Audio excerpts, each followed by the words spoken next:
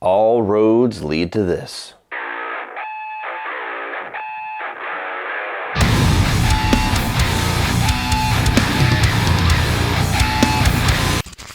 So Wrong Turn tells the story of a group of friends hiking the Appalachian Mountains when they come across a hidden community of mountain dwellers. Well, we are finally here, everybody. We are at the final Wrong Turn review. If you are finding me for the first time, I just suffered through the entire Wrong Turn franchise, with the exception of the first film, all for the first time. I have reviews for all 6 of those monstrosities, and now we are at this remake slash reboot Wrong Turn.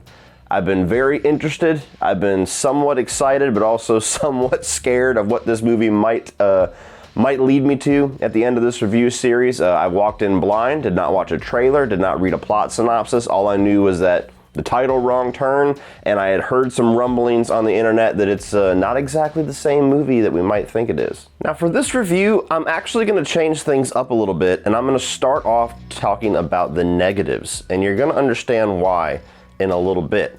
The negatives with Wrong Turn. The first 40 minutes or so of this movie, I honestly sunk down into my chair because the characters and the dialogue coming out of these actors' mouths were abysmal. The characterizations, or lack thereof, of the group of protagonists that we were given at the beginning of this movie is just very weak. The script writing involving their interactions with each other was just off the wall, strange, and they did not feel like real people at all. Just the lines coming out of these people's mouths, it felt like you were watching people read off of cue cards. It felt like you were watching actors in a movie. You weren't like escaping into this story. Like there was just lines of dialogue that people do not say. They don't interact like that. And I don't know if they were trying to like really enhance this weird block or some kind of a difference between northern folk and southern folk, and that kind of disconnect in the way that they dialogue it was intended. I really don't know, but I'm watching it, and for the first act or so of this movie, I was just like, oh my God,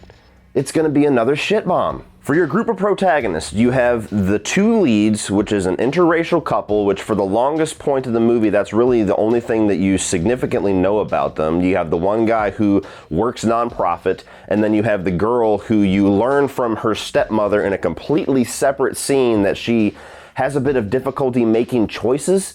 And that's about all you get with those 2. Then you have another couple, or one is a medical student or a nurse, and then the other guy is the stereotypical loudmouth who you can just, 5 minutes in the movie, you're like, okay, this guy is gonna make all the fucked up decisions and is gonna get everybody killed once this thing gets crazy. You know that's gonna happen. He is that character to a T. We've seen him 1,000 times. And then you have a gay couple who barely even get any dialogue. They're just there to be the gay couple. And I've heard some like criticism, people calling this woke turn. That's ridiculous. I mean, they're just there to be characters. It's not trying to make any statement or anything like that, but they're just weak characters. There was just nothing to these people that made me invest in them. And the first half of this movie, I'm like, they can all die right now. I don't give a shit. I'm so upset. What is that?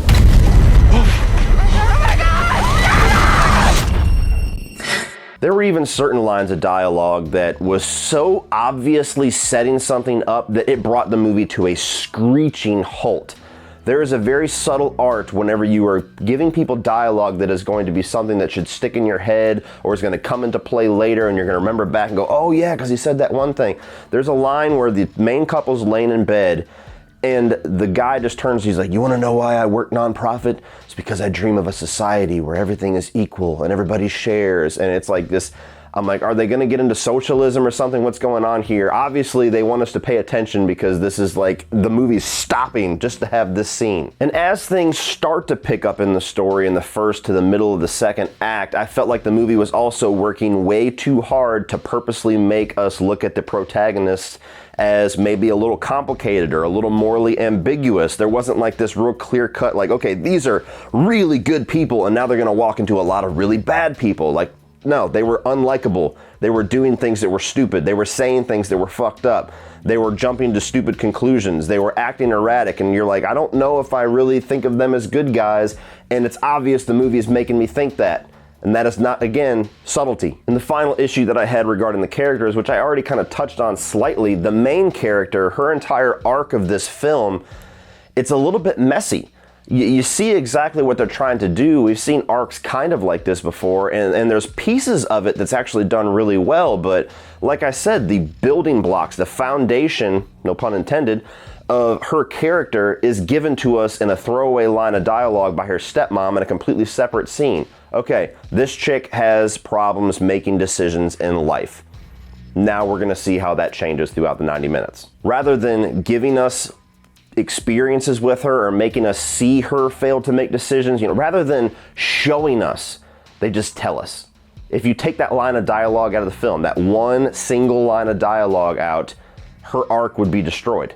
That's not good storytelling. And my final negative is regarding the entire structure of this movie. It's kind of told somewhat out of order in a certain degree. You have Matthew Modine, that's kind of this separate side story. He's the father of the main character, and he's hunting for her, trying to figure out where she's at because she's missing, not answering his calls. And eventually, obviously in the third act, you realize where that's going to be heading. He's going to find her in this situation.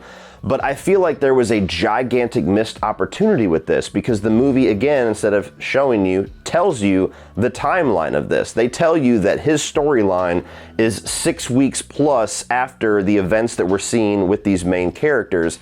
So when you get to the point where they meet each other, there's this passage of time that you already see and you already expect certain things, where I think there was a gigantic missed opportunity for a big, shocking moment, or at least a really cool story moment, where if they had creatively destructured that story where we didn't realize that Matthew Modine's storyline was totally in a different time space, if you'd been fooled throughout the movie to think that those two storylines were running concurrently, and then it was a surprise that no, it's been 3 months. And now moving on to the positives, and the reason why I wanted to get the negatives out first.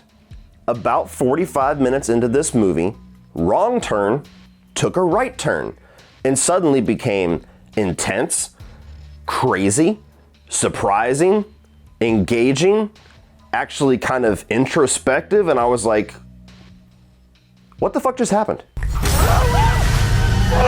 It almost feels like the first 45 minutes of this movie was directed by somebody and written by somebody completely different. And then somebody else came in, a brand new crew came in, they were like, you guys are fucking this up, get out of here. And then they made their movie, and their movie is pretty fucking awesome. From the point that our main protagonists, the ones that are left over, meets the Foundation, these mountain people, from that moment all the way through to the time that the movie closes, was a kick-ass movie. This other piece was just where all the problems laid for the most part. And to me, that's just crazy. That's why I want to talk about that first, because now you're as surprised as I was when I was watching this movie. Holy shit, this thing actually turned around. Let me get this out first, because this is something that I love about movies like this, and it's something that I will cheer from the fucking mountaintops for as long as I still have breath inside of me. When you are going to remake a movie, and I wouldn't necessarily call Wrong Turn a classic, but it's certainly an established franchise with an established fan base and established expectations. When you are going to revisit that and reboot that or remake that, do something wildly different. Hang on to the spirit of those movies, hang on to maybe a few of the key pieces of it so that it's not completely removed. It doesn't just feel like it's using the name for brand. Do something wildly different that fits into the themes and to the feel of those movies, and that's what they do here. I don't want to scare people because I know I'm in a bit of an island with this movie, but it kind of takes the Child's Play 2019 route, where they take the essence of Child's Play and they go in a wildly new direction, and I love that they did that. I see people online, and I've heard little whispers leading up to this where I'm trying not to read anything, of people bitching saying that it's not really a Wrong Turn movie. I even got comments all throughout this review series. The new one's pretty good, but it's not really a Wrong Turn movie. Why? Because there's no inbred cannibal fuckers, and it's not like this exploitative slasher scraping the bottom of the barrel for all the most basic slasher things. Even the original movie is guilty of that. You're telling me that they can't take the basic storyline of people going off the beaten path into the wilderness and encountering some sinister shit and take that in a new direction and it's not Wrong Turn? Why? Because you say it is? I got news for you. We got 6 of those movies. If you love that concept so much, go enjoy those. Please be my guest. Try to enjoy most of those movies. This movie trying to do something wildly different and mostly succeeding at it, I applaud you if they don't. One thing that they do really well here that you could never accuse the previous Wrong Turn movies of doing is that they actually use the gore and the carnage candy in a very creative way. They use it sparingly. They use it to up the tension. They use it to up the paranoia, to make the sequences more intense. It's not like typical slasher format where those are kind of like the money shots. That's the climax. That's what you're there for, is to see the nastiest kill you can. They're going for something different here. You have kills, you have gore, and it's really good. It's mostly practical that I can tell, and it's effective, but they're using it to enhance what they're trying to tell you. And from that point where we're introduced to the Foundation through the end, this movie did a great job at keeping me not only on the edge of my seat, but keeping me guessing. I really didn't know where things were going to go. There were points where I thought they were going to go this direction and they took a hard right and went this direction. There was times where I felt like the movie was at a conclusion and then, oh shit, something else crazy is about to happen. That happened once or twice. And again, that's something that I don't experience very often, especially when I walk into a movie called Wrong Turn. With the experience that I just had over the past couple of weeks, I'm like, I know exactly what they're going to do. They might try to make it a little flashier, they might try to make it a little different or update it, but I know what I'm in for. Nope. Had no idea what I was in for. The movie actually went beyond just being a thrill ride or a slasher or a cult horror film, and it actually brought some interesting questions into there. Some people will try to say it's political. I think that's horse shit. I think that's people that walk in and want it to be political so they can go bitch about it on Twitter. This is a movie that puts you in this situation, and halfway through the film, they make you face the characters that you've been with and ask questions. They make you question the roles of protagonist and antagonist. They make you question the, barbaric, the meaning of that word. They make you question the morality of society. I mean, at the end of the day, it's a horror film, it's a thriller film. They're there for that first. It's not going to take over the film. It's not like this movie that's this huge think piece, but it's there if you want it. It's there if you want to talk about it, if you want to latch onto that. It's there. And my final positive is that, unlike the original Wrong Turn, I actually see a lot of sequel potential with this. I see where they could make more movies and they could ask more questions and they can explore this world and this Foundation society, and they can actually build off of what they have created in this original film. If this is just a standalone, it's fine and it works really good as a standalone film, but if we're gonna get sequels, I'll take sequels to this before I'll take sequels to that original Wrong Turn any day of the week. So all in all, guys, a bit of a roller coaster ride of emotions when I was watching this movie, but yeah, at the end of the tunnel, there was light. Now, I love the original one for nostalgic reasons, and as critical as I am of it being very basic, it's still a movie that's fun to go back to, but I think this one, I might even like it more. I'm really not sure, but if you're a fan of Wrong Turn and you are open to seeing a new take on this, if you're tired of the hillbilly bullshit and you want to see something besides just really fake ass over the top cannibal cartoons, give this movie a shot. You might suffer through the first 30 or 40 minutes, but hang in there because they do pull it off and they do take a right turn and they do make a pretty damn great horror film. So if you're a fan of this franchise and you want to see a new take, or if you despise the other movies and you really want to see a new take, check out this new iteration because there is a lot of cool things to see here. You can check it out on VOD today, or you can go out and buy it.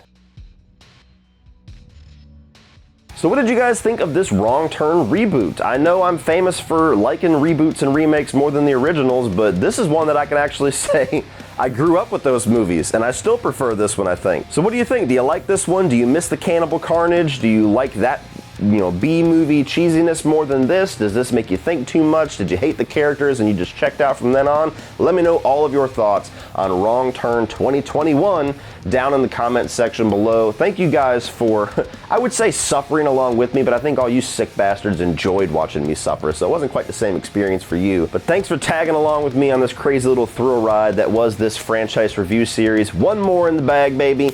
Wrong Turn completed. Wonder what will be next. All the Saw fans are like, finish that, bitch.